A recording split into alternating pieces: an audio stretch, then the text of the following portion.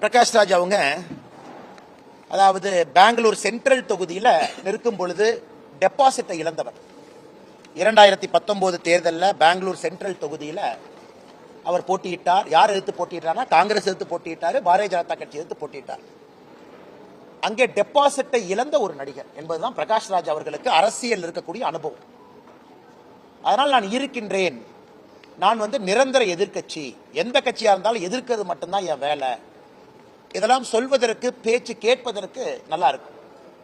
ஆனா இன்னைக்கு local stand என்ன, எதிர்ப்பதை மட்டுமே முழு நேர ஒரு விஷயமாக வைத்து ஒரு நடிகர், ஒரு நடிகனாக நாம் எல்லோரும் மதிப்பு மரியாதை அளித்திருக்கின்றோம். அதை தாண்டி அரசியல்ல அவருடைய குரலுக்கு நான் மதிப்பு மரியாதையும் அளிக்க விரும்பவில்லை. இதை பிரகாஷ் ராஜ் நடிகராக நீங்க கேளுங்க, நான் சொல்றேன்.